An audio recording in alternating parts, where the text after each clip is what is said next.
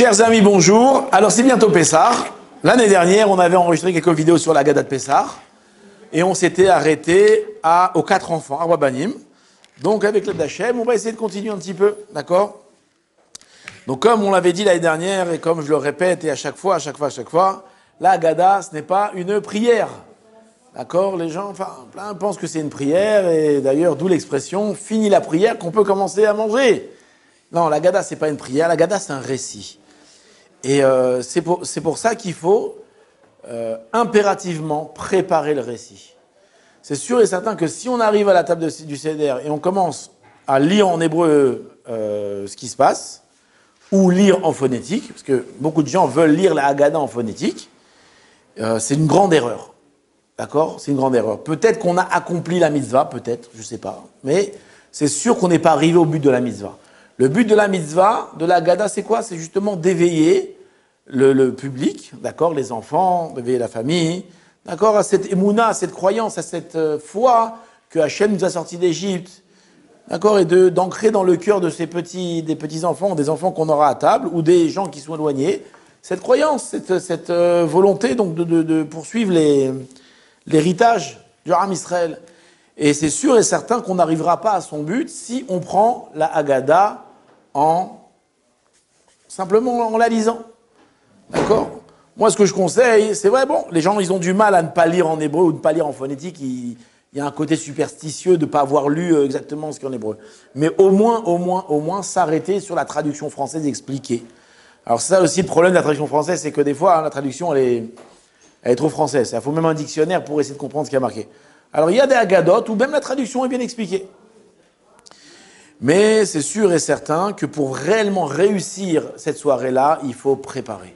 Préparer, s'asseoir pendant des heures et lire tout ce qu'il y a sur la Haggadah et de noter. De noter quoi? Ce qui va être en fonction du public. Chacun y connaît le public qu'il aura à la maison.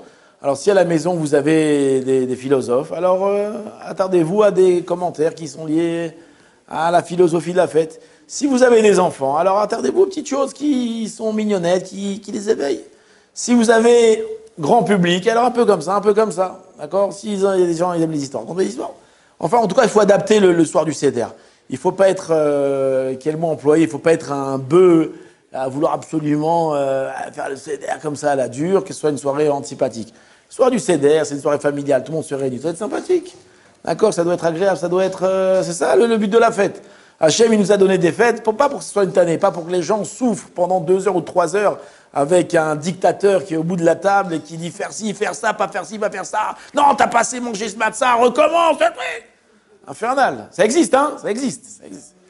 La fête, elle doit être agréable, on doit rigoler, on doit être sympa. C'est une bonne soirée, Et on m'a demandé jusqu'à quelle heure on doit faire le Seder.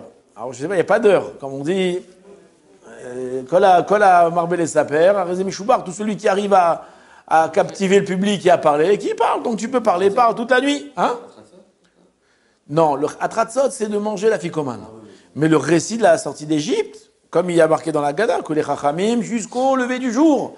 Donc tant que tu as un public qui t'écoute, tant que tu as un public qui est là, alors parle. Maintenant, pour arriver à ça, ce qu'il faut faire, et c'est impératif, c'est faire la sieste.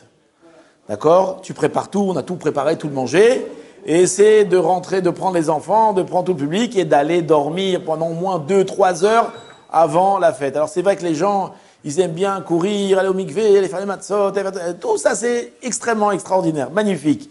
Mais si pour t'arrives, le soir du Seder, t'arrives cassé comme ça, tu t'endors dans ta page, t'as rien gagné. Alors ce que je dis aussi, c'est que d'habitude, qui c'est qui s'endort? C'est pas le maître de cérémonie qui s'endort. Pourquoi? Parce qu'il parle. Et quelqu'un qui parle pendant des heures, il ne s'endort pas. Le problème, c'est qui? C'est le public. D'accord? Et c'est un calvaire pour eux. Ils sont fatigués, ils ont travaillé toute la journée, ils ont préparé le Seder, ils ont fait 1000 choses. Arrive le soir du Seder, ils sont face à un bonhomme qui n'arrête pas de parler. À la fin, bam, ils s'écroulent. Donc, si vous allez être des spectateurs, d'accord? Bien se reposer avant, boire un bon café, bien caféiné comme ça, pour rester réveillé.